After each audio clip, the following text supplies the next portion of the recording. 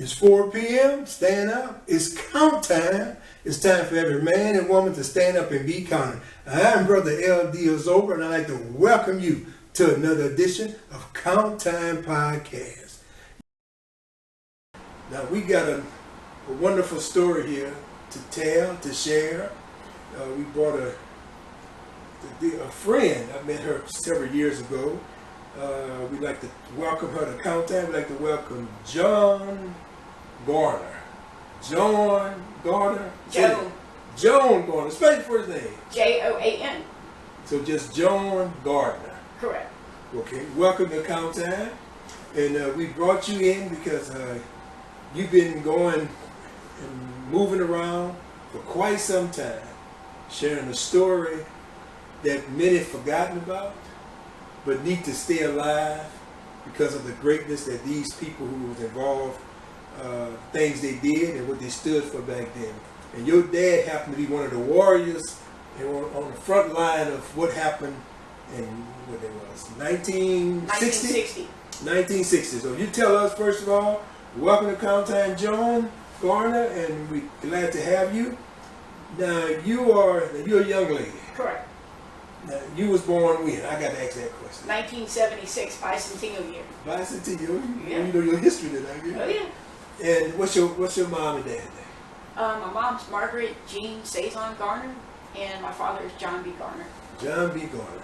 Now, John B., I mean, he stood for something, right? He stood on the front line. He fought for the rights for his people, for his community.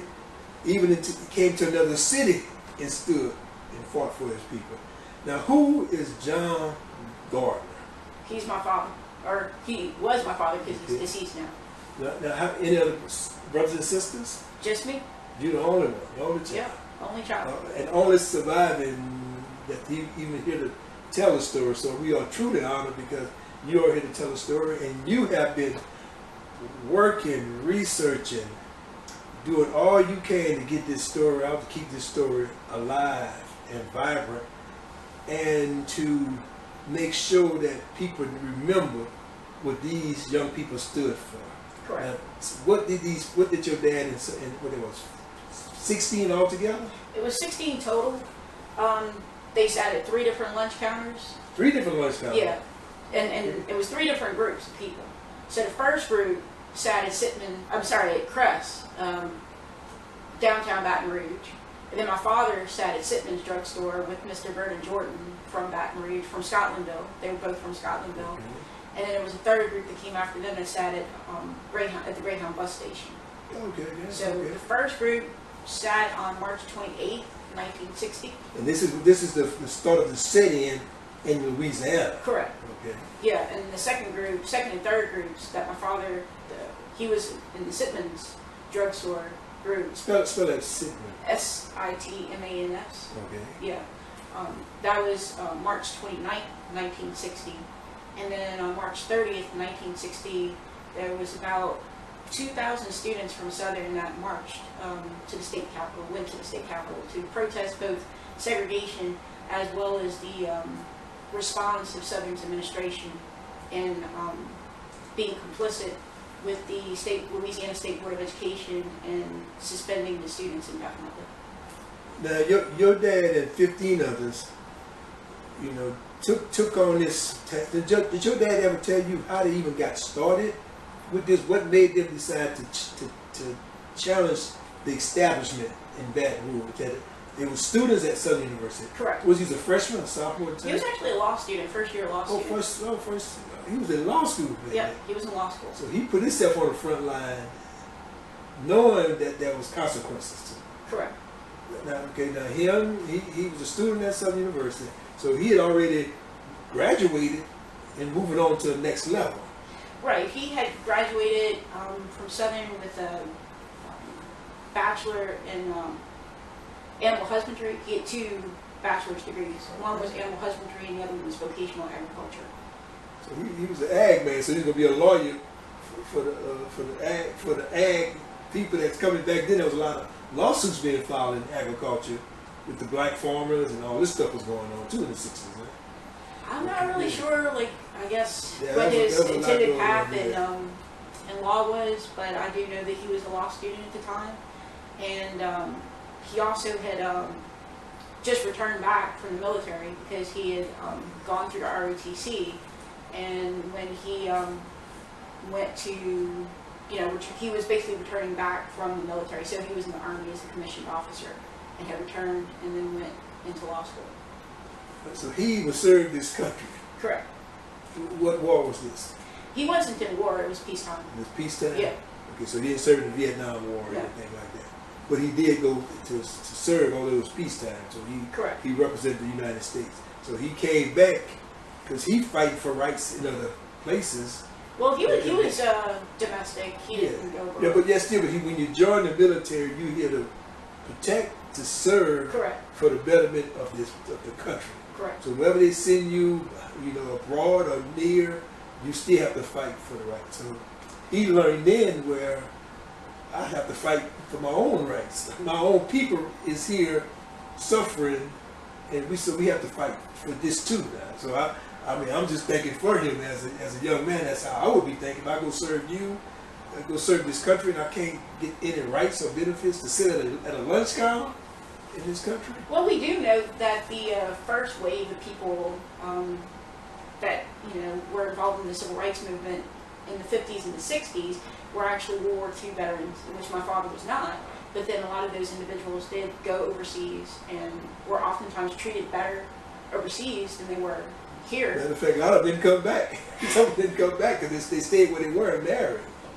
And so, that was the beginning of, or the beginning of that in the 1950s and 1960s, where people felt that they served this country and that they certainly were entitled to their rights. That they were willing to put their lives on the line for and serving this country.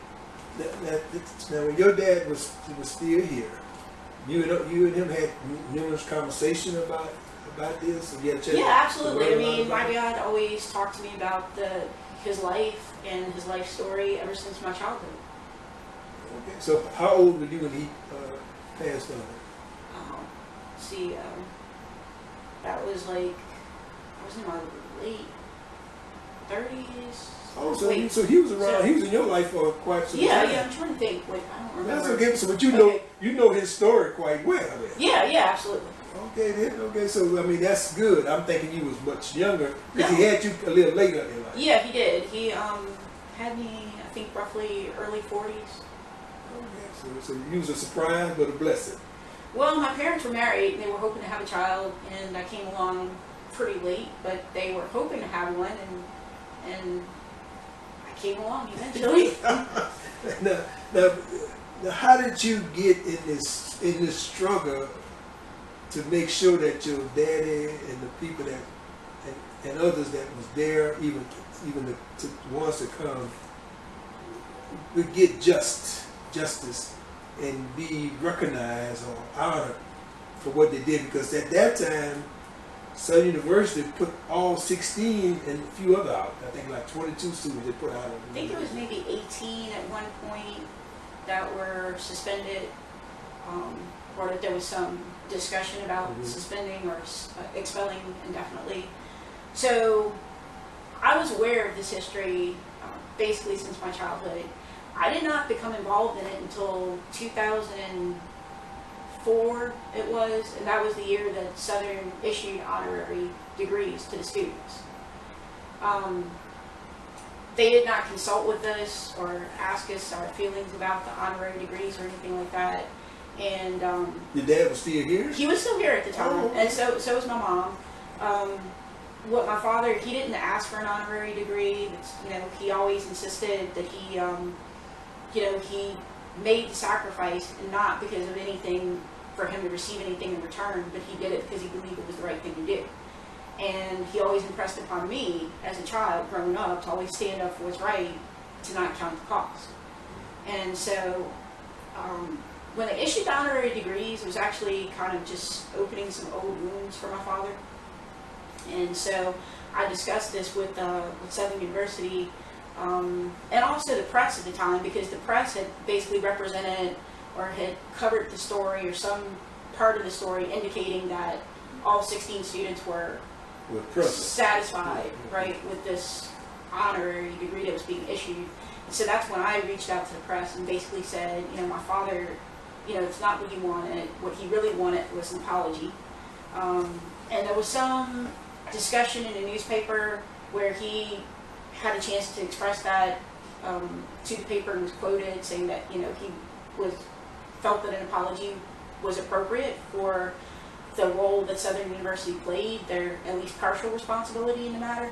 And Southern responded in the newspaper saying that the honorary degree in no way was any type of apology or anything like that. And they even indicated that if I or my family, if we wanted to pursue an apology, that we would have to speak to the legal staff or department or personnel or somebody representing Southern. And so at that time, my mother was actually sick with cancer. She passed shortly thereafter in October of 2004, and so it wasn't the best positioning or timing to continue moving that conversation forward. And one of the things that I said to Southern at the time, when I spoke to them on the phone, is I said, you guys are initiating this process. We didn't initiate the process. So if you want to honor somebody, then it seems to me that you should be able to apologize for whatever role that you had in this, whatever responsibility you had in this. If you want to honor somebody else, you got to first show honor. Right, exactly. Exactly. And I requested my father's transcript at the time. He was still living, and his transcript still at that time, and still reads to this day because it's never been changed. It says suspended indefinitely. So one of the questions I asked the university was, how do you honor somebody when technically they're not in good standing with the institution? And I wasn't really able to pursue that any further beyond that point because basically my mother passed in October, and then the following year was Hurricane Katrina. And the following year? Yeah, it was 2005 with Hurricane Katrina. And so, of course, that basically turned a lot of people's lives upside down. So it wasn't the priority. It was just the priority at the time was just surviving the circumstances. As serious as that was, you're in the more crucial situation now. Right. It's a day-to-day survival. Right. How you gonna get from one place to another? Right. Now, at your dad, so how old was he at this time? Probably, I'd say maybe in his 60s, roughly. I can't say for sure. I'd have to. Right. Yeah. So, but when Katrina came, I mean, the first you loss of your mother. Right. We hate to hear that, and that done overtaken everything now. Right. Yeah. You got to deal with this at hand. Right. And so when you think you passed that, here come Katrina. Right. And now not just that, you're on the move. Yeah. But Katrina put everybody on the move. Right. And did you lose a lot of documents, a lot of information? No. You didn't lose much? No. Okay. No. So y'all value that information. You kept that with you at all times? Yep, absolutely. Okay, so y'all was smart about that. Oh yeah. So you kept all the documents. Now, your dad, what did he say about him getting involved? We started in the beginning. Like, why did he get involved? Why he wanted to be a part of a movement like this? Or did they have to go to some training? Or did something they did on their own? How my father got involved, he was a law student, and the first group sat in at Crest. And there was some talk on Southern's campus that, remember he was a law student at the time, there was some talk on campus saying that they had the opportunity for it to be a potential test case for the Supreme Court. But the concern was that the first students that sat at Crest didn't stay in jail long enough.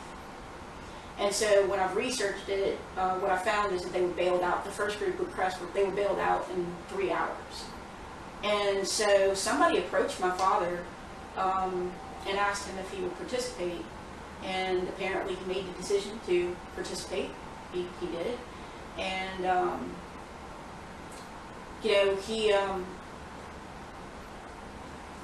he basically like you're saying, it was because the first group, the talk on campus was that they didn't stay in long enough. So the hope was they didn't bring enough attention to it by them. Well, it wasn't even so much the attention, because they had a lot of attention. The issue was basically the second and third group, which was Sittmans as well as Greyhound. They took a jail over bail strategy when the first group basically bailed out. And the second and third groups did get bailed out within about a week, but it's after they had some talks with the NAACP, who then agreed to take the case up to obviously to the Supreme Court. Okay, Yeah. we're going to get to that because this case went to the Supreme Court. Yes, it did. Now, give us a little background of your dad. Where your dad grew up at? He grew up in Scotland, though. Oh, he grew up in Baton Rouge, Yeah. Baton Rouge area. Yeah. Okay, you remember his mom and dad? Man? Yeah, my grandfather he was Ernest Garner, originally from Mississippi, Copiah County, Mississippi. And my grandmother, Lillian Garner, she was originally from Point Capee Parish, my home parish. Okay. Yeah. So they both came out Mississippi and Point Capee. They was fighters already. Well, they were both educators and principals. So your grandparents was educators. Absolutely, I'm a third generation college grad. Now, where did your dad's dad graduate from college? He went to Leland. Leland, right there in Baker, Louisiana. Correct. Okay, your mom? My mother, she didn't. Not your grandmother. My grandmother, she went to Leland, and she went to Southern as well. Okay, so you gotta come out with a bunch of educators. Now your dad is right from Baton Rouge, but you living in New Orleans now. I live in New Orleans now because basically when my parents got married, they did purchase a house in the New Orleans area, but then eventually returned to New Roads. New Roads. Yeah, which is where I was born in Baton Rouge and raised in New Roads. So your dad said he didn't want to live in the Baton Rouge area after all that? I guess the circumstances, I mean, in the 60s, I mean, they had burned a cross down the street from, Southern University.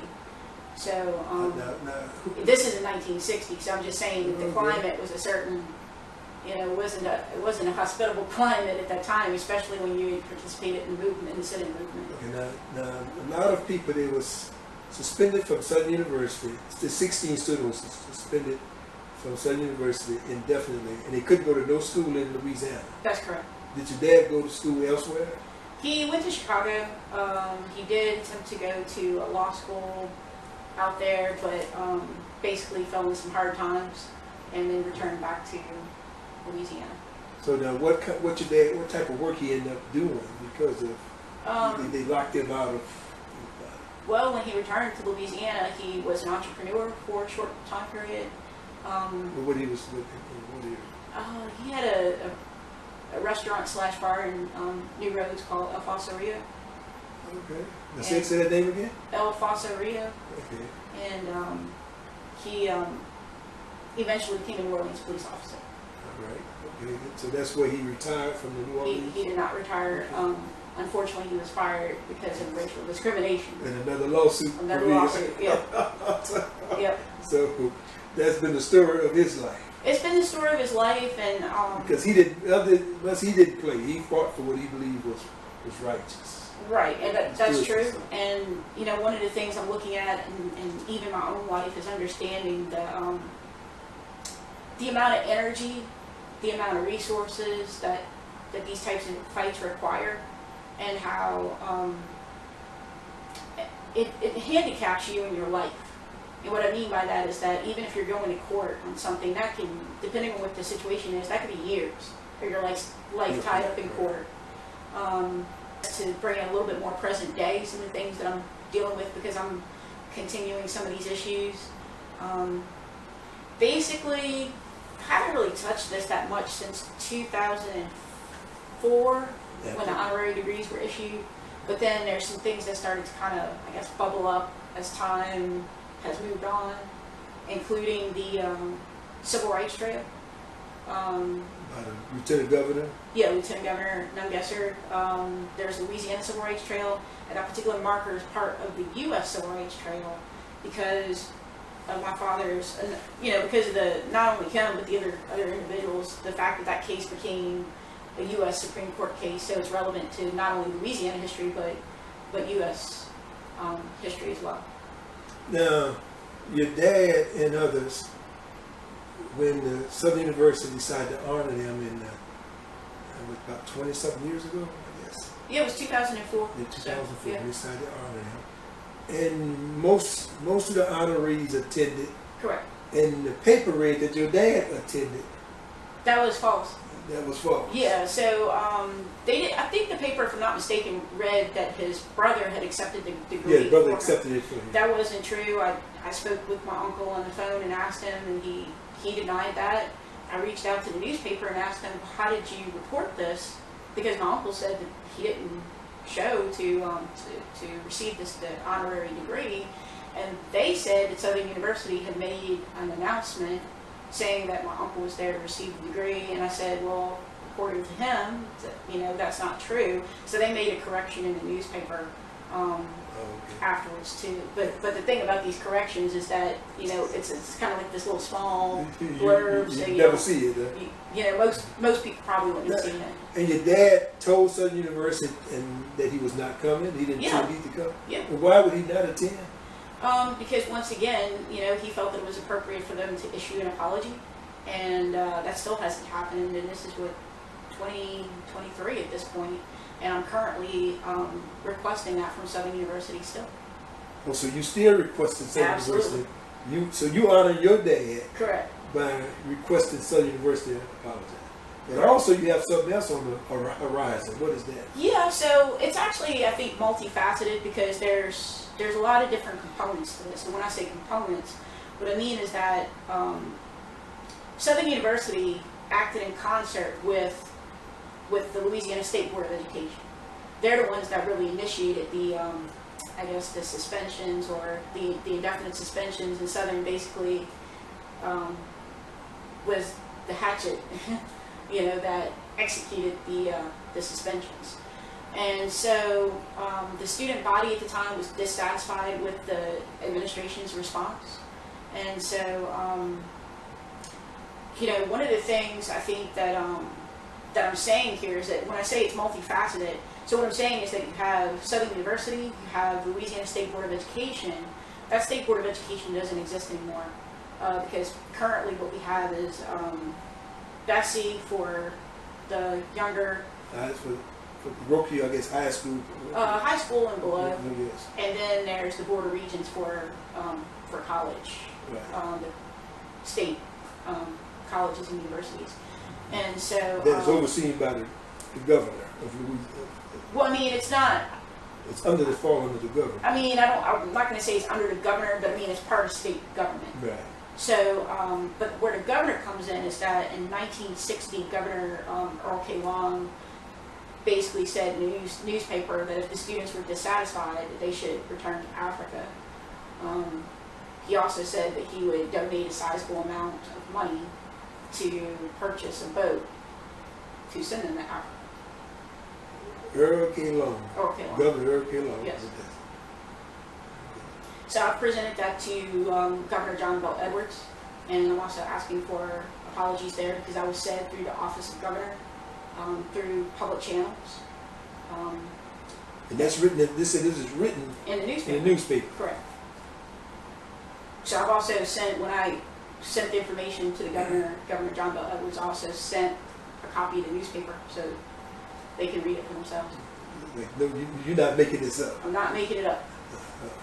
And you also know your dad did not show up, nor did your dad and brother show up at Southern to receive Correct. any award. That's correct. They did not show up.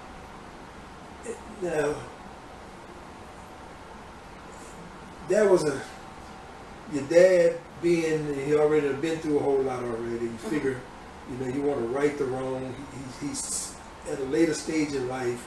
He's ready to move on and, get whatever just due is due for him.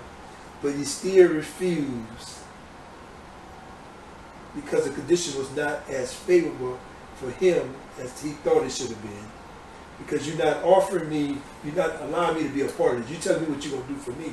Right. And I'm telling you you've already done to me what beyond what need to be done on us taking a stand for something that we thought was justified for our university that supported all of us, that was going through these problems. And now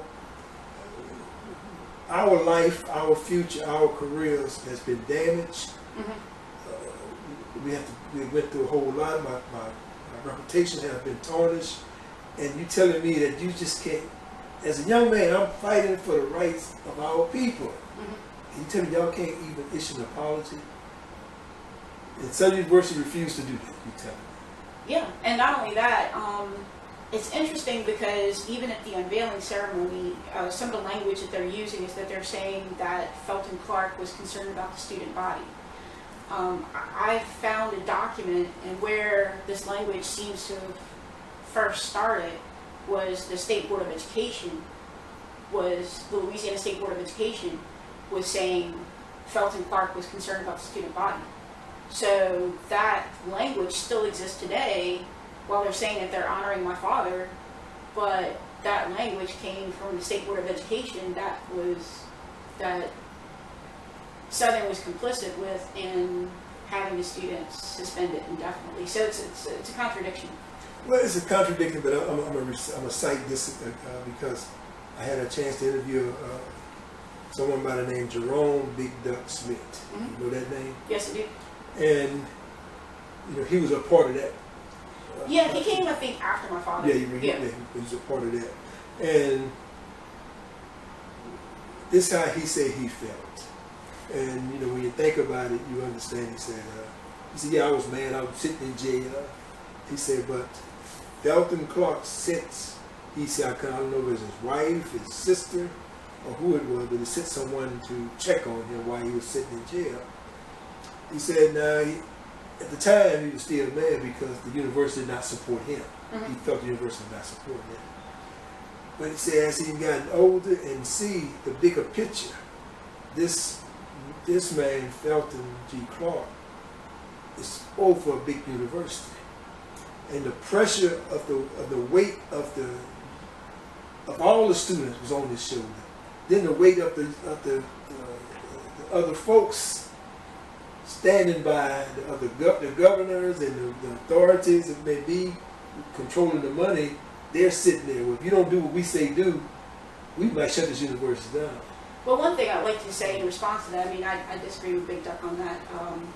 As far as like but that's his experience. That's his experience, right? Right, but I can only speak from my father's experience, and I also spoke to 2 other participants in the sit-in movement as well, and they were not satisfied with Felton Clark. What I can say is that the student body was threatening a boycott. The state had money, that the university had money on the line as far as funding was concerned. So at the end of the day, what that means, if you don't have students and you don't have money, you don't have a job. Right. So,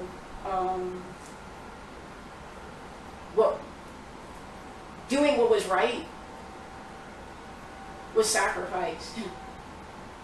They can color it how they choose to. Right. But at the end of the day, other people are beneficiaries of the sacrifice without having made the sacrifice, and then oftentimes want to take credit. When I say take credit, even when Southern issued the honorary degrees, they referred to it as Southern 16, in which it was 16 students from Southern, but when you read these 16 students' names in the newspaper, they were listed as criminals. And so I refer to it, and I think it's historically referred to as Baton Rouge sit-ins because it was 3 separate sit-ins. They were consolidated into one Supreme Court case. That case carries the name Garner v. Louisiana. Southern 16 didn't exist. I never heard the terminology Southern 16 until Southern got ready to do this right ceremonial type of thing. Right. And one thing along those lines is that it's not just Southern. A lot of people were comfortable with the ceremonial things and not wanting to accept whatever responsibility that they have. Because when you ask for apologies, that's when, and even right now, when I'm communicating with Southern, I spoke at the Board of Regents, I spoke at the HBCU council meeting, because the HBCU council sponsored a panel that's in Capitol Park Museum. So I was invited to go to that meeting. I spoke at the meeting and I addressed Southern University and the concerns that I had. President Shields approached me and gave me his business card. I called him, I managed to get him on his cell phone, and then when I spoke to him, he said he would reach out, have somebody else reach out to me in about 3 weeks. 3 weeks came, passed, still waiting. So then I'm getting a little bit concerned, because one of the things that was said at the unveiling ceremony is that a building was going to be dedicated for these students. And I basically said, first of all, I don't know anything of this. I'm a family member. And I feel like we have some issues here, right? We need to have a discussion before anything else is done. Because you got family members here that need to be participants. Right. And also, if I have concerns about what happened in the past, or how this is happening in the present, then I feel like I should be able to be heard, that I should be able to be voiced, my concerns heard. And if you can't hear what I'm saying, and you're saying you're honoring my father, it feels disrespectful to say we're honoring him, but we can't talk to you about what we're doing, or why we're doing it, or get your input about it, or any concerns that you have about how this has been handled in the past, how this is being handled presently. And so I started calling, once it got past the time period that they said they would reach out, I started calling pretty much more frequently, like now, every day, because I was concerned. And they said that this building would have been dedicated like this summer. So I'm like, I don't know when you guys are planning to do this, please let me know. I'm not getting any responses from people. So at some point, I decided to request to be placed on the agenda for the Board of Supervisors for Southern. And then I get a response, and then now they're kind of willing to talk to me, but I'm like, my position is that I was patient, gave you a lot of time.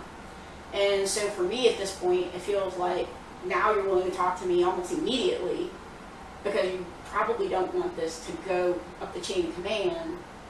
And my position is, if I've waited this patiently and nothing's happened thus far, then I feel like I need to continue to go up the chain of command at this point. Yeah. And so I reach out to the Board of Regents, and sorry, not the Board of Regents, Board of Supervisors. Southern University. Southern University Board of Supervisors. They put me in touch with Mr. Brandon DeQueer, who's Southern's attorney. I didn't ask to speak to an attorney.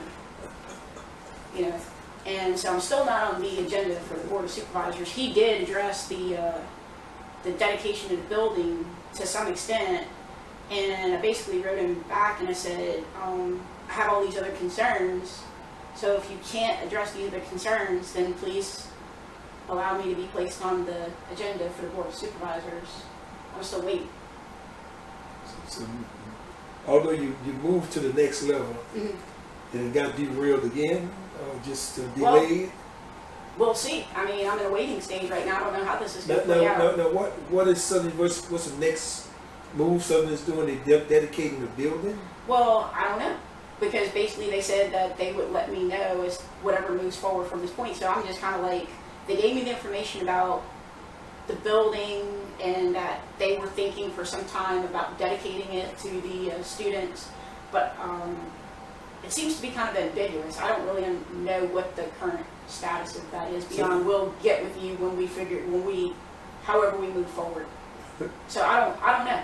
I'm still waiting. I guess what I'm saying is I don't have a clear understanding of where this all is situated, or if I will even be able to speak before the Board of Supervisors, or how is this going to get addressed, or so now you say that you only heard about it by you being at an event one Correct. day? Yeah. And what did you hear again? It's actually in the newspaper. They said that they were planning on dedicating a building on Southern's campus this summer. After the 16. Yeah. The Southern University 16, that's what they call it? Well, however they want to refer to them. Right. Yeah. And you just happened to be there? I was speaking at the event because I was the unveiling of the civil rights marker. Now, where did that take place? In front of the Crest building. In front of the Crest building? Yeah. Okay. The reason that Crest was chosen is because the other two buildings don't exist at this point.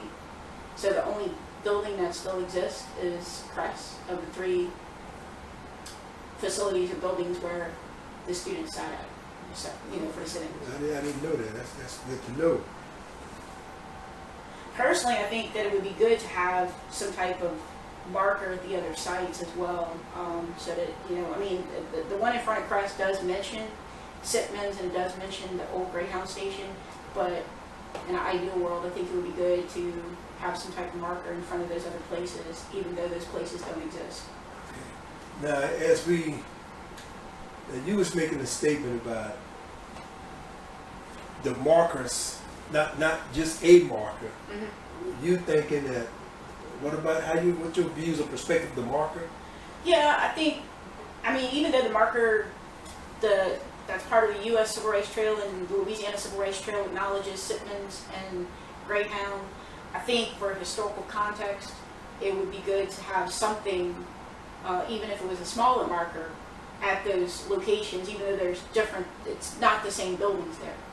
But just so that those sites are not lost. In other words, they're mentioned, but nobody knows where they are unless you go research it. Where are they? Do you know where they were? Yeah, Sitman's was 301 Main Street.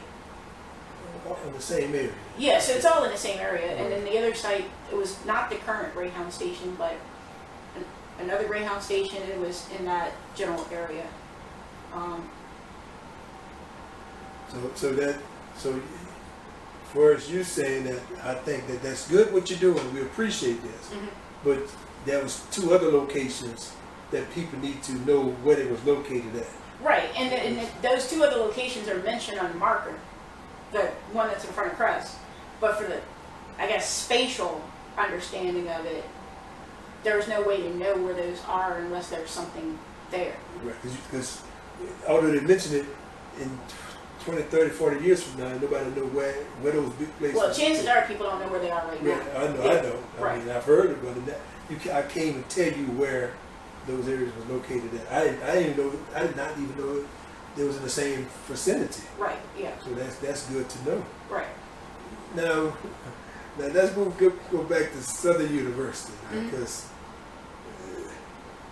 you have more of an issue with Southern University for what they're not doing. Right. As far as... Than what the governor and those people did not do as well. But Southern University need to fess up, because your dad was a torchbearer and moved to make a difference. Now you've been a torchbearer for your dad and those who worked with him, and you just want a simple apology. Why do you not think Southern University feel a need that they do not have to apologize? Or my personal appreciation of why I think is that there seems to be a blame of the other party, meaning a blame of the Louisiana State Board of Education. And basically, it seems to me, my interpretation is, well, we were in a rock and a hard place. We only did what we had to do. We didn't have a choice type situation. And the thing about it is that Felton Clark basically said in the newspaper that he was an agent of the state. And that's true. So Southern is a state institution. It's not separate from the state of Louisiana, right? So the thing about it is that they could have chosen to do something different, but there would have been consequences, right? And it's just the same, like my father and the other students chose to sit at lunch counters understanding that there was going to be a consequence. So, they could say, well, we didn't have a choice, but you had a choice. They had a choice. But the thing is the consequence was going to be to the administration that was unwilling to pay that price. And so the interesting thing about it, and this is what I feel about it, is that with Southern being HBCU, it's a mark of shame that they were complicit in the matter. And so it's more about their image, is my appreciation. And you hate to say this, but they went along with the larger establishment. Correct. At a time when there was unjust running rapidly against the people, who they're supposed to be serving. Correct. In other words, so now if you find them complicit. Right, and not only that, they're continuing the old narrative from 1960 that was originally spun by the State Board of Education. So it's and refusing to issue an apology. So you believe the state is still controlling the narrative? I don't believe the state is still controlling the narrative as much as the fact that Southern University is trying to manage their image and PR.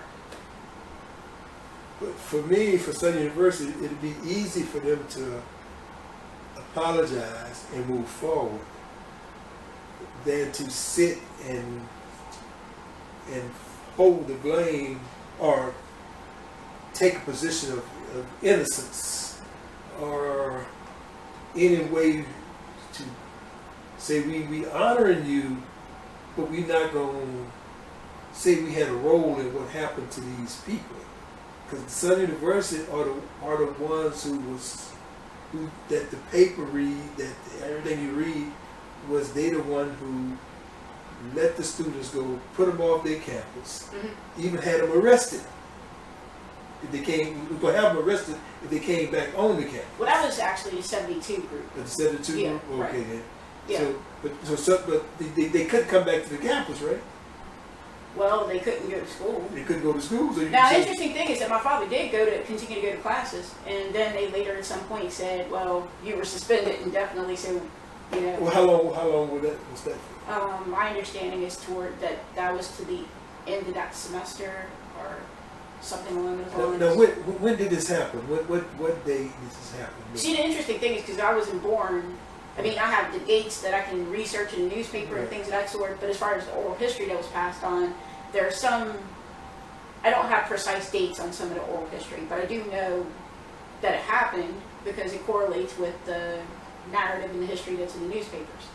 And the dates are there. But I'm just saying that some of these things, I don't have a precise date on. Okay. You know. But this happened we know they was in school at the time. Yeah, and he was expelled indefinitely on March 30th, 1960. So this. So it was the following day after after his participation in the sit-in. So this happened in March. Yeah, and that was the 1960. same. That was the same day the students protested. The student body went to the state capitol. To the state capitol, right? As a matter of fact, they said the majority of Southern University student body walked to the state capitol back then. I don't know exactly where their starting point was, but they did go to the state capitol. I interviewed several people in the past, about a year or 2 years ago, and I remember they told us that there were some people responsible for getting everybody out the door and participating with the march. So they all got together and they all marched towards downtown. How many students they had at that time? Because you could not stay on the campus because even the people, they had some of the football players putting them out of the door. I interviewed one of the guys one of the players who actually put the students out of the door. Because we all would do this together. Mm-hmm. And that's how he remembered it. Well, one thing that's interesting about all of this, and this is one thing that's significant to me, is that what this is systemic. So it's Southern University, it's Louisiana State Board of Education, which that State Board of Education doesn't exist anymore, but state government obviously does. But it just changed the name, that's all. The governor's office, Earl K. Long, made the statements that he said. And so the thing about it is that the state wants to, or people tend to want to shift blame to somebody else. So it wasn't me, it was them. It wasn't me, it was them. And the thing about it is that this whole thing was systemic. Well, see, but that goes back to the same issue we having with slavery. Because the other people said that was way back then. We didn't do that. We weren't responsible. You know, but the people suffered. Our ancestors suffered at that time, and we did all this work, all this labor. And you saying that this nobody's responsible because that was back then, and those people are no longer here. You can't hold us accountable. So we still dealing with that same issue, even when we bring up the issue of slavery. Well, I think the thing about that is that what it did do is put into motion events, a chain of events, because there's a cause and there's an effect, right? And so we're still dealing with the effects. We're still dealing with the impact of what happened in the past. So it's not about a blame game. It's not even about placing individual responsibility on somebody. It's saying that societally, these things that happened set these things in motion, and when these things were set in motion, we have this inequity in our society that still exists today. It still exists. That at a minimum, we need to acknowledge. At a minimum, we need to apologize for. You know, and that's not a blame game. That is. But at the same time, I mean, it's interesting because when you say systemic just means the system. Right. Yeah. Okay. The system that we live in. Right. You know, you had one group of people putting burden on another group of people. At Southern University, you saying the same people was unjust against the people who was supposed to be protecting them, right? Correct. And so it's ironic that that happened that way, because Southern University seemed like the bad guy, and they had somebody had a foot on their neck, and they saying, well, you know, we had no choice. We had to do what was best for 200,000 students versus 16. Is it about the 2,000 students, or is it about what was best for the president the to keep country? his job? Right, because basically the case Garner v. Louisiana resulted in a U.S. Supreme Court decision that then was a precursor to the 1964 Civil Rights Act. So if we had taken, if we continued that mentality, then we'd still be stuck in slavery. You know, if we say, oh, we can't go against this power structure because of the risk that we may incur in doing so, or the personal cost or consequence to me, you know, then we wouldn't. I don't want to lose my job. Exactly. So now, when did your dad file? Now, he alone filed these. Apparently, there was the 3 separate cases. It was attorney Johnny Jones that represented on those cases. So you had the convictions in the court system. 19 JDC, when the students were arrested and then convicted for. What did they convict them on? Disturbing the peace. Disturbing the peace. Okay. Yeah. And so at that point, you had these 3 different cases. So it was Hostin, Briscoe, and Garner. They got these 3 cases because they were so similar, were consolidated into Garner v. Louisiana, which then went to the U.S. Supreme Court. And Attorney Johnny Jones was the number 1 attorney in that case? Yeah, he was the attorney at the, I guess, beginning at the local level, and then they ended up with, NAACP legal defense as well. Thurgood Marshall was part of that? He was part of it. He wrote the brief. What about A.P. Turo? A.P. Turo was part of it, and Jack Greenberg argued the case. My father wasn't really that impressed with A.P. Turo, in all honesty. Okay. Any particular reason why? Yeah, because, looking even at the reports, newspaper reports from the NAACP, they really didn't support the students initially, but then made the decision, okay, we're not encouraging this, but if this is what they want to do, then we'll support them. So there seemed to be reticence from A.P. Turo initially and his approach to the matter once, when they were in jail. But I guess I'm still thinking about Southern University and them still being defiant, I guess. Or you say complicit at this time. Yeah. And refuse to even address or, because Southern University now, to me, which is doing what the other system have done to us, because those people are no longer here Right. to come and ask for an apology or say that you wronged me or Right. to tell their story. And so they say, okay, we're gonna just we're gonna do the right thing now. We're gonna make sure it all get taken care of. That these people was honored for their bravery and what they stood for. But we gonna write the narrative now. Right, and then the other thing about it, and it's going to be interesting to see, because I did present this to Governor John Bell Edwards as well, as far as the statements that were made by Governor Earl K. Long, so we'll see. I'm still waiting to see what Governor John Bell Edwards' response is going to be. His staff's writing a brief that they stated should be submitted to him soon, and then we'll see what his response is. But this is kind of where this leaves us. This is kind of where we're situated, because the trail went up, and the trail went up under tourism. I will say it to you. The Civil Rights Trail. Yeah, the Civil Rights Trail. I spoke at the unveiling of the marker, and I expressed some of my concerns, which I didn't really express these concerns. I expressed some other concerns. And to Lieutenant Dungesser's credit, he approached me. He actually gave me his business card.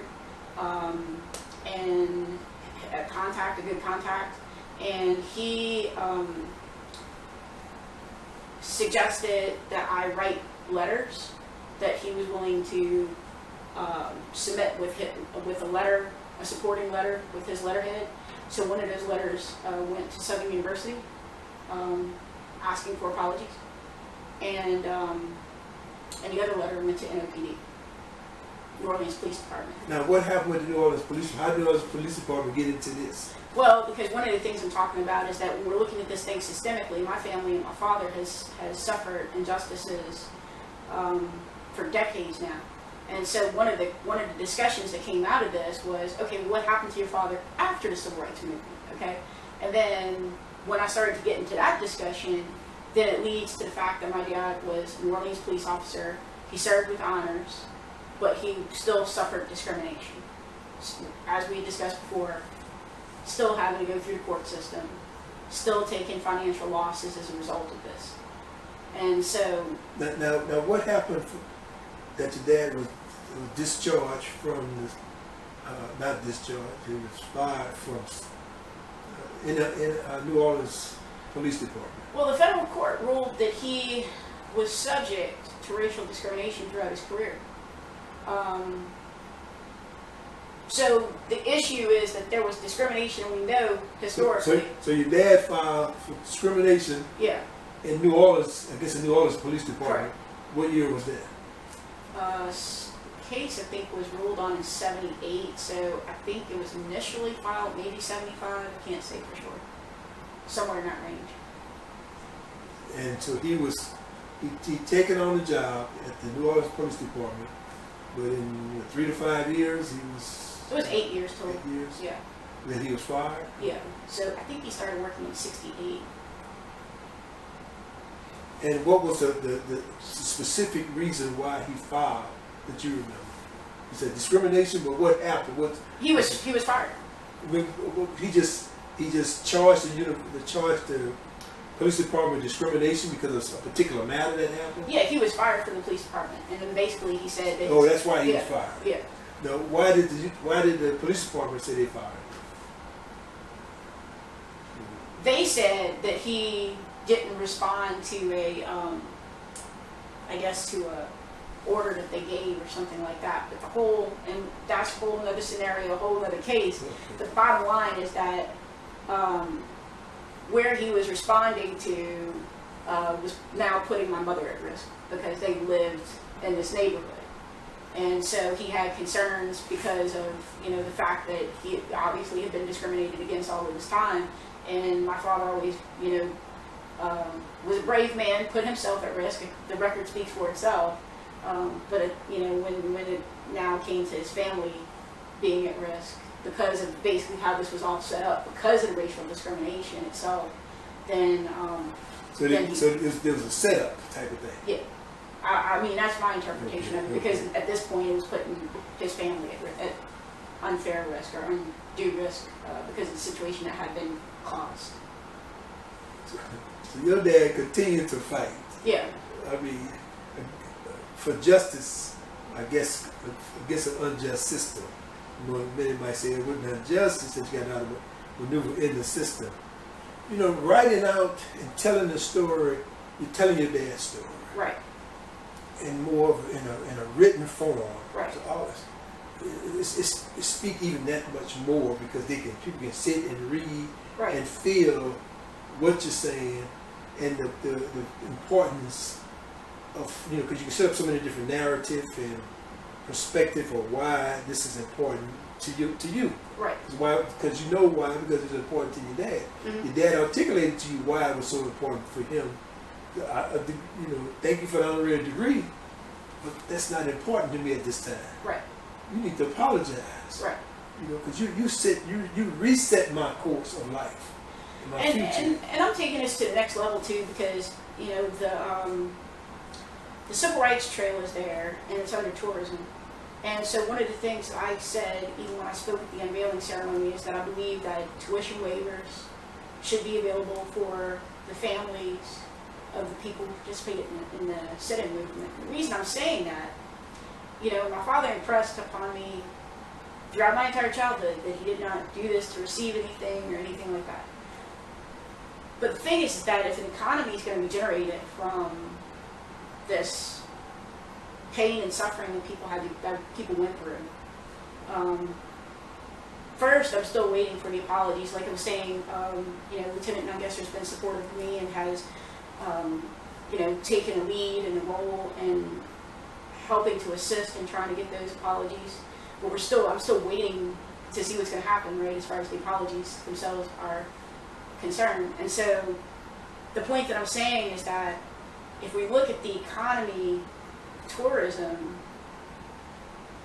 and we don't put something back, then that means we have inequity in how this is developing still. Yeah, because the tourism is benefiting off what these people did and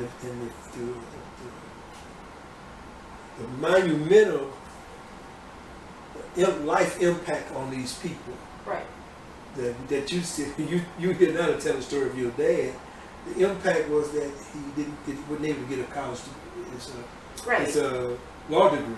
And I think the discussion on that, because I've actually reached out to Lee Sintel of the U.S. Civil Rights Trail as well. I think it's a bigger discussion because Louisiana is one of the last states to, I guess, develop a civil rights trail. And there's the U.S. Civil Rights Trail, and I think it consists at this point of 15 states. So my question is, and I haven't researched this as thoroughly, but I'm not seeing articles or anything populating regarding this to say, okay, did these other states issue apologies? Has there been any restorative actions taken on behalf of the other states? So I think this is not just limited to Louisiana. I think it's also a discussion for these other states, and I appreciate, you know, what Lieutenant Nungesser has done, and my hope is, and I even wrote to the U.S. Civil Rights Trail, and I'm saying that other people need to follow suit, and even requesting the apologies.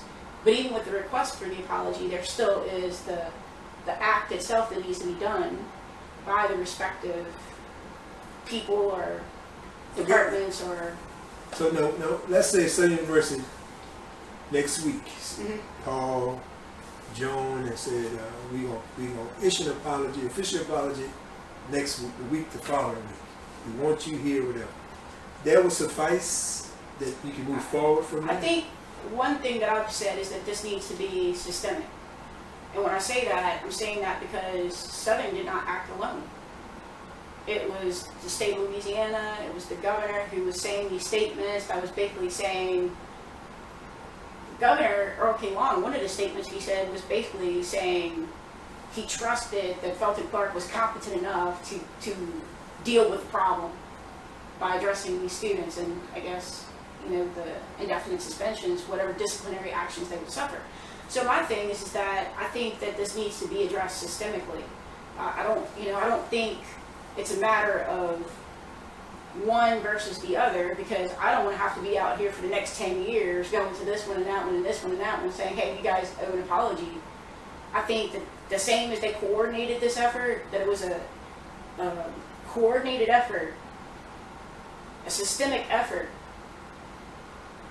that supported segregation, that supported racism, that if we're saying that we're going to acknowledge these students and honor their families, then it needs to be a coordinated, systemic effort to not just do the ceremonial aspect of it, but for the institutions, for the government and institutions and people to take ownership of that part of history, that these things were done through the power of state government. And this is the consequence. And one of the things I said when I spoke at the unveiling ceremony is that, my father had trauma. Trauma is epigenetic, so it's generational. I have my own trauma from having to deal with this, even right here, right now as we speak, because I'm not living, like other people just maybe have a life where they don't have to deal with these types of issues, That's not my situation. I have to deal with these issues. I have to deal with roadblocks. I have to deal with the situations when people choose to ignore me because I'm saying things that they just don't want to hear. And the interesting thing that I figured out is that, my father was, not, he wasn't seeking the honorary degree. I'm now in a position where I'm asking people to recognize my father. Because prior to that, when I'm saying these things that they don't want to hear, they ignore me. So then I'm like, okay, well, you just recognized him. Now you're in conversation with me. Now this is the real conversation I want to have with you, right? But it takes that because people want to do the ceremonial piece without doing the amend, making any amends, having any atonement, having any apologies. And so to me, it creates this dichotomy, this kind of awkward situation, because you just honored somebody that you wronged, but you haven't addressed the wrong that you did while you're honoring this person.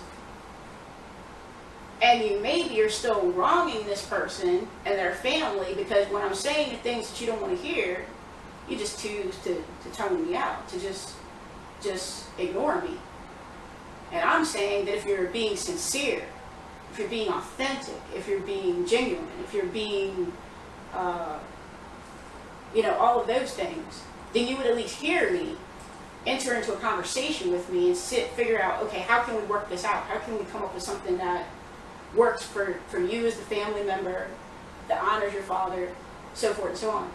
And, as I said, the individual that's done that, supporting me at this point is Lieutenant Nungesser. I'm still waiting to see what other people will do.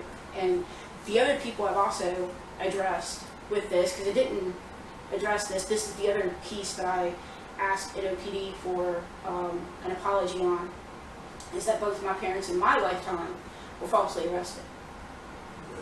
And that's a whole different story.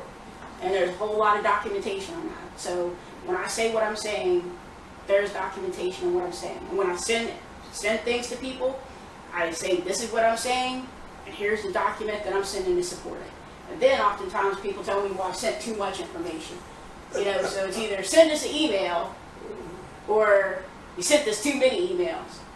But I guess the point that I'm saying is that even with the city of New Orleans, I am asking for apologies. There's issues from the false arrests. There's discriminatory land use issues.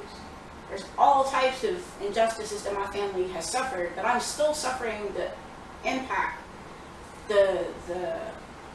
of today, that prior to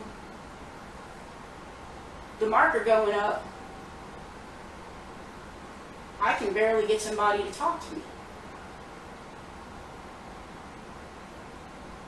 So I've come to understand that there's value in the recognition, in the sense that, one, for the historical record, so it's not lost in time, but also because for me to even be able to enter into a conversation, or even try to enter into a conversation, with the parties that I've been trying to address, this is what it takes, because anything less, y'all choose to ignore me. And I thought that it would be easier for me to have the conversation with Southern University once the marker went up.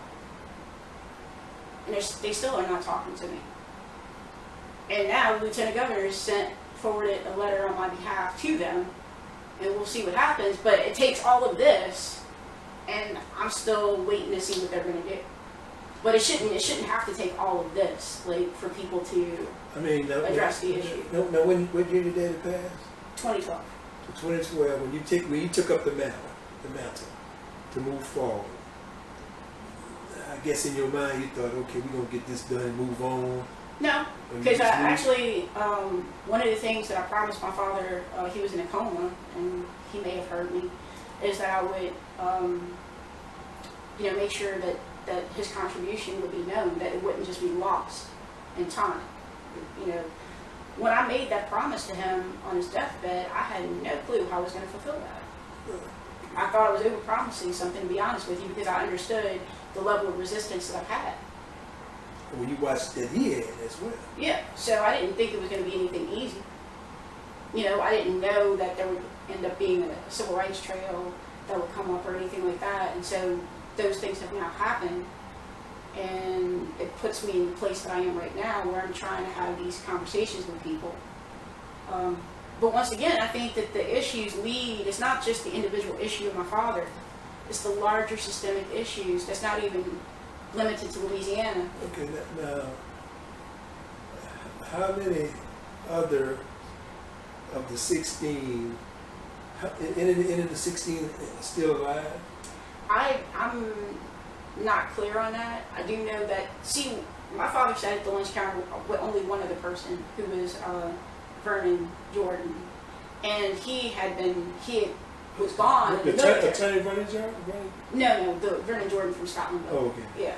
So he had been gone from the state for a while because of being in the military. So a lot of the students were undergraduates or some of them, I think the majority of them were undergraduates. So my father did not know all of his students, and then they ended up scattering and going different places. So they didn't keep up with each other. So I don't know who's. So you're not in contact with any of the other? The only family I'm in contact with is Vernon Jordan's family, and we did not grow up together. I ended up being in contact with them in the last few years through a family member who put me in touch with them.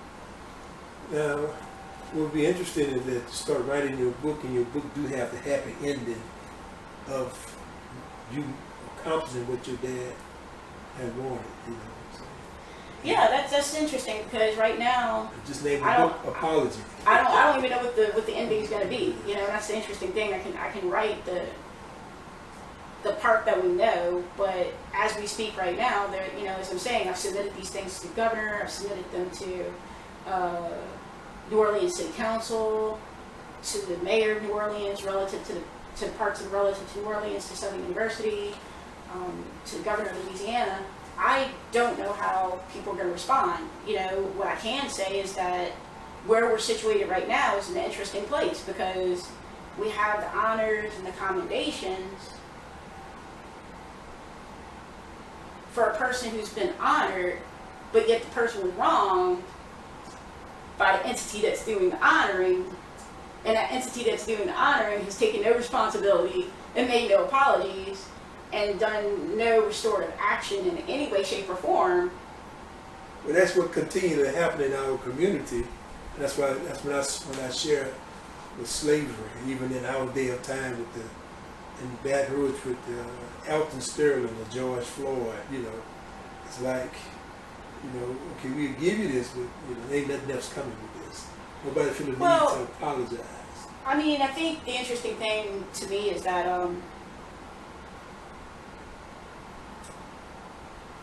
regarding Alton Sterling, his family, to my understanding, did receive a settlement. I think the conversation that we need to have is families that have not seen anything. An example would be Smith and Brown, that were killed in Southern's campus. And 1972, Governor John Bel Edwards did apologize for that last year. And basically, that was it. So yeah, there's an apology, but then the thing about it is an apology sufficient, right? Because, and I think this is really the caveat with apologies. If you apologize for something, you've taken ownership of it. You're admitting to the wrongdoing. That's what it normally is. How do you say that again? In court? Right. Yes. You go so take responsibility for your actions. So I think the reason that people are so scared when it comes to this discussion of apologies is, okay, what is it going to cost us? And everybody's content to do the stuff that's ceremonial. And then maybe you might get an apology, like in the Smith and Brown situation. But at the same time, I still say that those families are due economic compensation because the state's admitted ownership that they feel the need to apologize for it. And I'll take it a step further. We're talking about families that have seen no compensation, to my knowledge, in 50 years. So not only are they due what they were due for the wrongful deaths, but I would say interest compounded over the last 50 years. Now these are the types of conversations that people want to have. That's the type of conversation I'm trying to have. And that's why everybody wants to, do we really want to talk to you? Yeah, but see, that's the same problem we have with slavery, because then the word reparation comes up. Well, an example, interestingly, and I mentioned this when I spoke at the meeting with the board, with the HBCU Council, Chancellor Pierre, I don't know if he still sits on this, but he did at some point sit on the board of trustees for GU 272. That's Georgetown University 272. And in that instance, yes, it's slavery, which is different than Jim Crow. But Jim Crow is the next iteration. Of course, you had Reconstruction, and then you had Jim Crow, right? And so the thing about it is that I think that this is a conversation that we need to have. I think that we need to be able to have the honest conversations that we're not willing to have. And if we're not willing to have those honest conversations, then it seems disingenuous. If it's just about, let us dedicate a building for these students, let us honor their families, but the same people that say that are reticent to talk to me. They don't want to enter into the conversation because the conversation is going to require something. Now, right? Now with the SU killing of with the thing with the 1972 thing at Southern University. Well, also you had someone by the name of Angela Allen Bear, Angela Allen Bear, attorney Angela Allen Bear, who handled the situation, where they had this big event that was orchestrated downtown at the old state capitol, and the Louisiana Governor John Bell Edwards came into that and made an official apology. Mm-hmm. So it's an organization of people working together that you can kind of demand a few more things, and you can get a few more things done. But when you're working in concert to Professor Bell's credit, she has been very supportive of me, and we still stay in contact. And her students are the ones that went to Governor John Bell Edwards and the House of Representatives as part of the restorative justice project that they were working on, and were able to get the commendations from Governor John Bell Edwards and the House of Representatives that was issued in 2019. But once again, it's larger than any one individual. I mean, it's like, yes, I have people who are supportive of me, but we all have our limitations of what we can do, because this is something bigger than all of us. It's something that needs to be, I feel like I'm saying, it needs to be a state conversation. It needs to even be a national conversation. And these are the conversations that I'm not seeing happen on the level that they need to happen. Well, I'm definitely not saying we watch one woman by the name of Harriet Tubman took a lot of people to freedom, Mm-hmm. brought a lot of people to freedom. But as one young lady fighting against a big system, to form a team of people to help assist, because if not, you kind of going to get ducked and dodged and. But once again, I think this is a conversation that needs to be happening on a national level, because we're left with these issues, and once again, it's a contradiction. We're living in a contradiction, and we're not even willing to kind of address the contradiction to say, okay, how do we make it congruent? Meaning, I'm honoring you or your father or your family, but I also accept the responsibility that state government had in this, because clearly state government had responsibility in it. And we apologize for that. And also seeing that these injustices do not continue into the future. And what I mean by that is that when I'm saying things such as I believe that tuition waiver should be a consideration, I'm saying that because, especially when an economy is going to be generated from civil rights, then some of those resources need to be dedicated towards the people that took the losses. And the reason I'm saying that because otherwise it continues to widen the gap. Because somebody who didn't take the loss is going to gain, and they didn't take the loss from the jump start.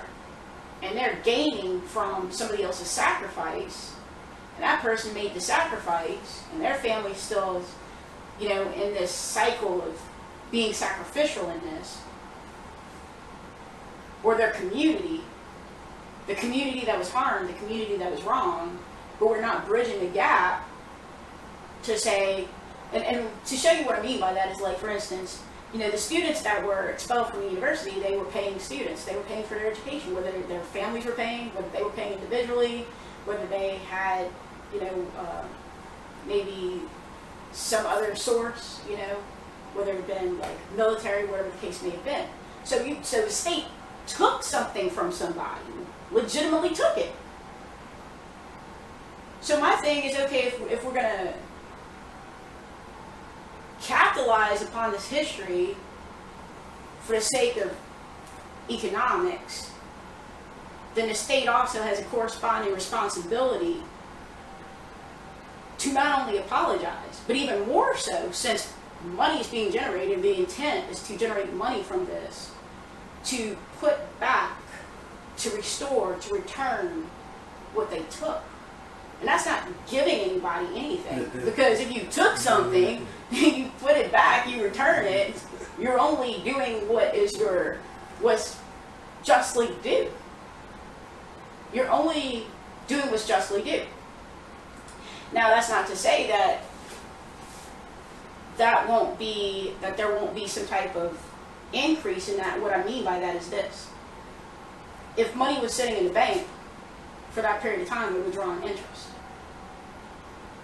So the course of time, the passing of time, the fact that inflation's happened, all of these different factors, right, means that you're probably looking at returning something. The fact that there were 16 students originally, and now those people are more than likely, I know my father's deceased, I can't speak about the other people, but I do know some of them that I knew personally, that I met later in life, that are deceased. So now if we're talking about the descendants, we're not talking about 16 students. I don't know how many descendants, or even if we said the families. I don't know what that number is, but it's not a small number. And we understand the cost of education in today's world, which is exponential compared to what it was when they were going to school, right? No comparison. That's my point. So the thing is that if we apply this, there is a cost, economic cost. But at the same time, people are economically benefiting, right? And the people who are economically benefiting are not the disenfranchised community. It's not the community that the resources, the talent was taken away from, because my father was in law school. So not only was it an economic loss, but also, he was unable to complete his legal education. It's also a loss to the community as far as the asset that would have been in that community. And some people managed to complete their educations, but then they had to leave the state of Louisiana, or, I don't know the other people's stories, their life course, or how it changed or shifted or whatever. And some of them, maybe it didn't impact them quite as much. I think that each person's story is different. Each individual person's story out of those 16 students is going to be different. It's not going to be the same story because they're different people. They were in different positioning when they were in the civil rights movement, right? And they went to different places. So there's not this one size fits all to this. What I am saying is that if we're saying that somebody that people wronged, there's a corresponding obligation to right that wrong. And especially if we're now saying, oh, these people are heroes, but who wronged them? And what responsibility does that party that wronged them have to make it right in the ways that they can? Because obviously we have some limitations because they're like my father's deceased, so you can't go to my father directly and say I apologize, right? Because that window was there when he was still living, and I begged people, please do this now because he's already an older man. I don't know how much longer he has, and if you don't do it in this window, that may be lost forever for him. But it doesn't mean that responsibility goes away, Okay. But I'm just saying, if they had the opportunity while people were living, and then they passed that up, but it doesn't negate the fact that there's still a corresponding responsibility. What happens if the state of Louisiana, the governor, John Bell, was issue an official apology, and Southern University does not? What is your perspective on that? My perspective is that Southern equally owes a responsibility because their claim at the time was, we're part of state government, we're part of the state of Louisiana. So you can't, it's not like it's a private HBCU, it's not. So you can't separate the state from the state. Now, with the two lawsuits your dad won. He won 2 lawsuits? Yes. And what was those two lawsuits again? The first one was Garner v. Louisiana. The second one was Garner v. Jerusalem. And that's the police department in Right. New Orleans. Correct. Where there's monetary reward? Yeah, there was a monetary reward in Garner v. Jerusalem in the amount of $5,000 in 1978. If we look at the CPI, which is the Consumer Price Index, that calculates like $23,000 in today's terms. So I use that as a point of reference just to show that even when society wants to say, oh, we issued justice, we went to court and you won. $23,000 is not even the starting salary for a rookie cop, in New Orleans today. And he lost his retirement. So, the thing about it is that I say that for a point of reference, for people to understand that even when people quote won, it was a moral victory, there were still the losses, the mental, emotional losses, the trauma, the financial losses, because you also have to understand when you're going to court, that's time, it's money, so it's more of a moral victory than a financial victory. And I think people maybe don't necessarily understand that in today's terms because, we see these large settlements that come out of things like wrongful death, like, for instance, somebody's killed by the police, then if they do get a settlement, then it's millions of dollars. But I think that a lot of times people do not understand the context of this, that, yeah, even if you said somebody won something, that, they're still stuck struggling, even in the midst of this, quote, win. The moral victory is great. Yeah, the moral victory. Conversation is always better. Yeah. And most of the time, how in this country, a lot of times that, if we do get an apology, there's hardly any compensations, particularly reward that can sustain you to help you get going again. There have been something that, as a people, we've been fighting with and struggling with in this country for a long time, and how well do Southern University know that? Mm-hmm. I mean, you know, they've been fighting over there to keep afloat themselves, and to also to continue being a light for the community that is serving.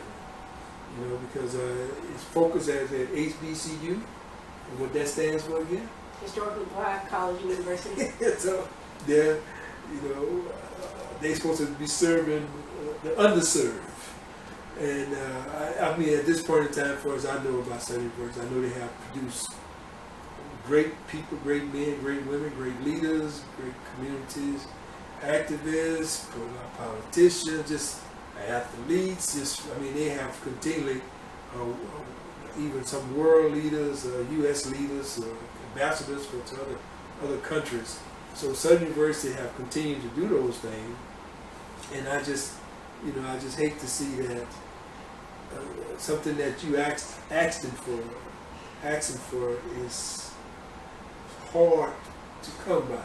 Right, and one thing also I want to say is that my grandmother, you know, she attended Leland. She also attended Southern. My father, for context, attended Southern when it was called Southern Demonstration School. Now it's Southern Laboratory School. It was called Southern Demonstration School. So his entire academic career was on Southern's campus, which I think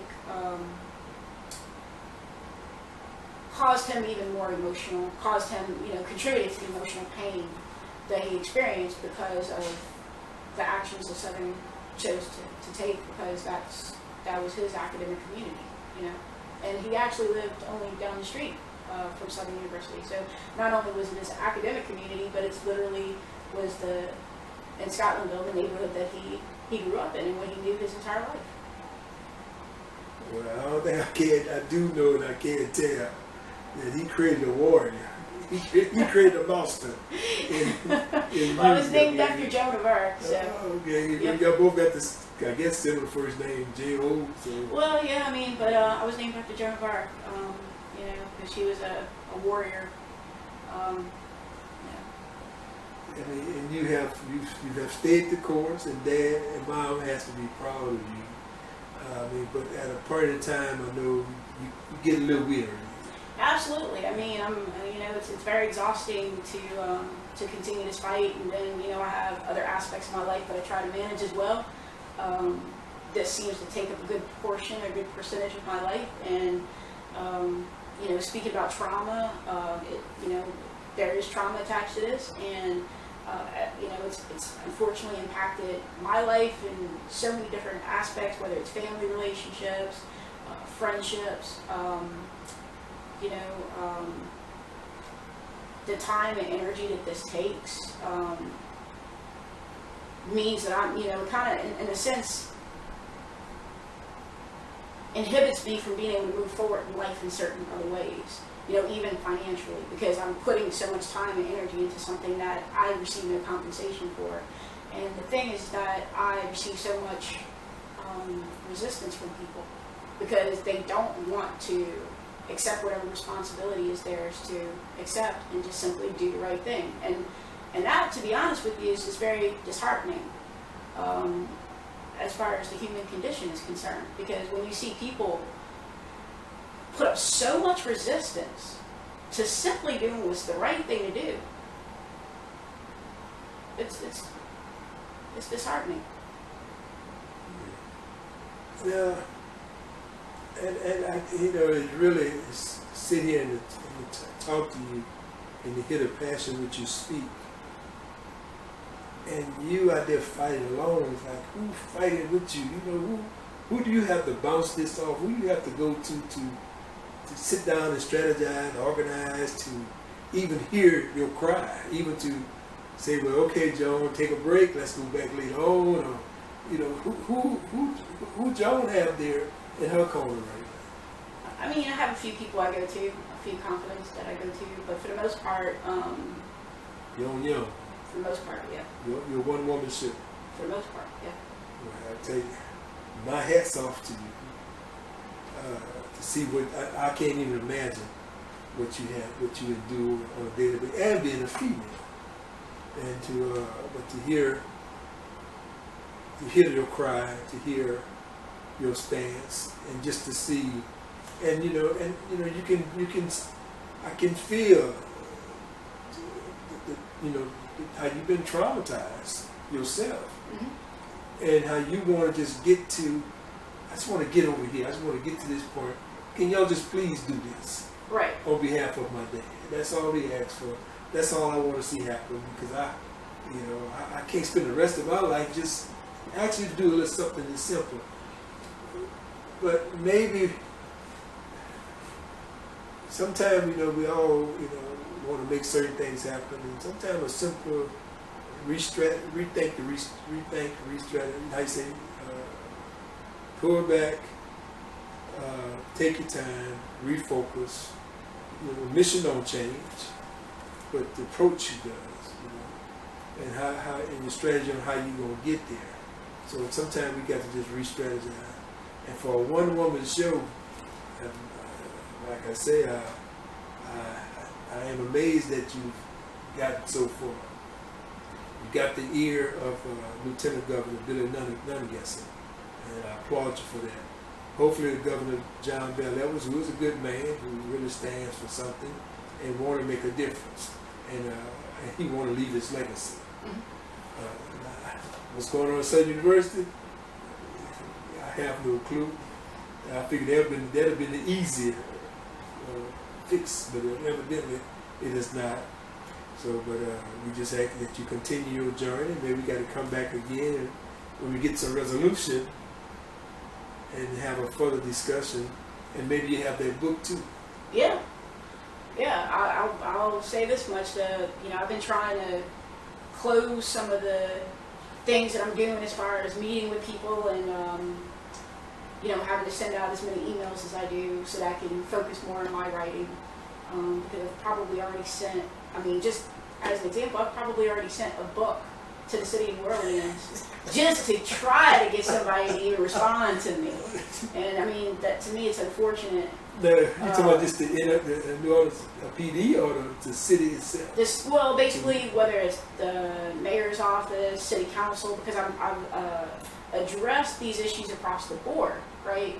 And so, for a long time period, people, and even my father received a commendation from the city council recently, and Councilman J.P. Morrell basically admitted or said he understood my frustration with the city of New Orleans, because everywhere else, like at this point, the marker had been unveiled and stuff like that.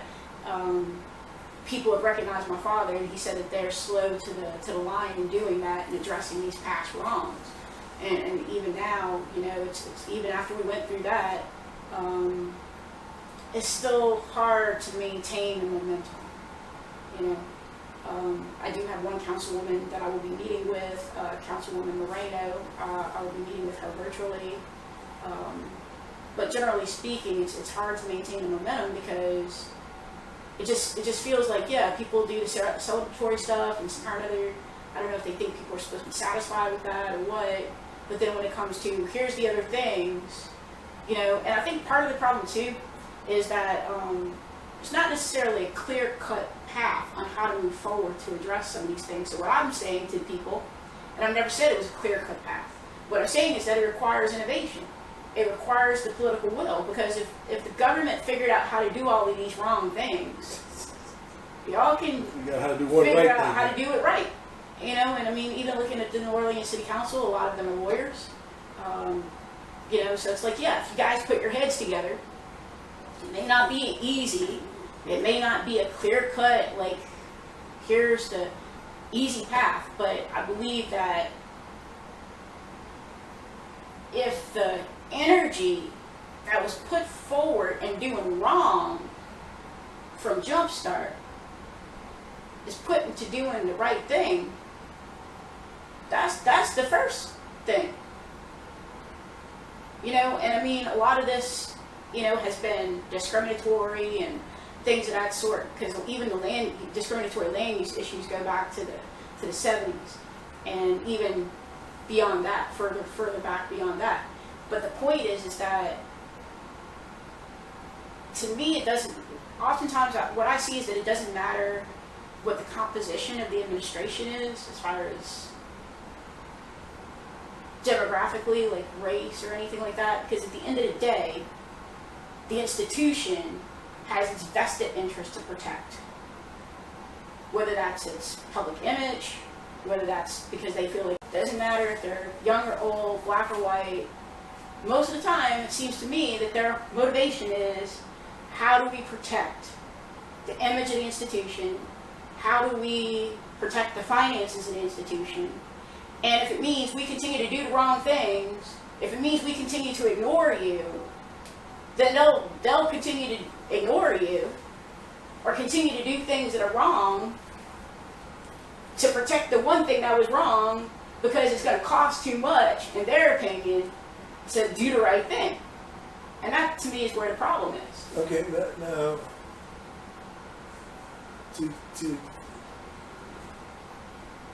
you're like a voice crying out in the wilderness to make this way straight, make the situation right, make it straight.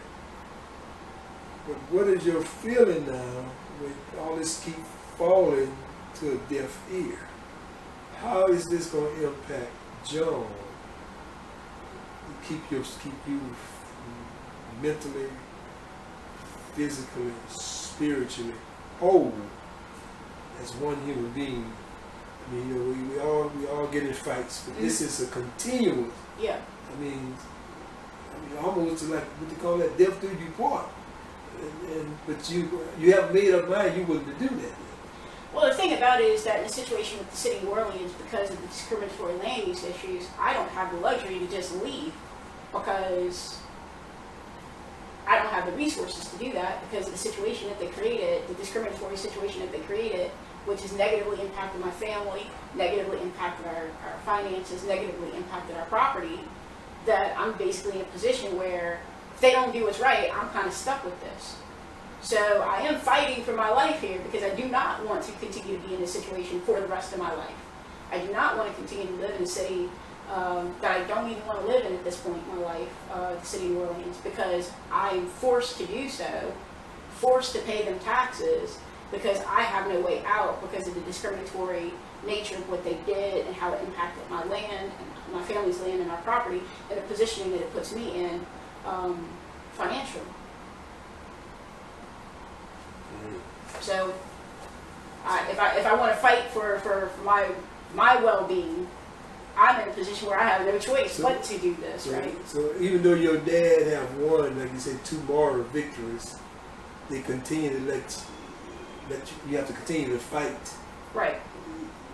Because these people, I guess, you know, you can't, the average person can't see it, but they're still working against you, against your dad, and causing harm and hurt to you. Because because as long as they allow the situation that has existed for the last 50 years to continue to exist, and I have no way out of it onto myself, and it's really their responsibility to fix, as they're the ones that made the situation, then yeah. And a lot of times I think it's not just the sin of commission, it's also the sin of omission. People failing to do what they should do, which is where they turn a deaf ear and then say, oh, that's not my fault, it's not my responsibility, I had nothing to do with that, that was somebody else, and we don't have any responsibility to fix it, or we won't fix it, or we won't listen to you, or we just won't do the right thing because it's going to take too much of our time and resources to do so. So we don't care if you're still stuck in that situation, because it's not our problem, it's your problem. Once again, it's one woman fighting another institution. Not just one institution, it's basically... Yeah, I'm not talking about Southern, I'm talking about another institution. Yeah, I mean, I'm basically fighting the city of New Orleans, absolutely, yeah. Which is a company, so you fight against, you know, most people don't look at it that way, but most cities are corporations. Well, the thing about it is that these places have a history of corruption, and I don't think that's a secret, you know. So my thing is that, I mean, just look at the situation with Gordon Plaza, for instance, you know, in which I've spoken at the city council meetings in support of the residents of Gordon Plaza. I mean, they were sitting on toxic soil for 40 plus years, and people literally dying And then even when the city allocated the $35 million, there was this very convoluted process that I addressed because I had concerns about how that process was happening. And even then, the city was willing to spend a lot of money to outside counsel while trying to nickel and dime the people that were wrong. That's the way it goes. You know, while they're sitting up there dealing with this for I don't know how many months after the money was allocated to be able to get out the situation with something that's a fair sum for them.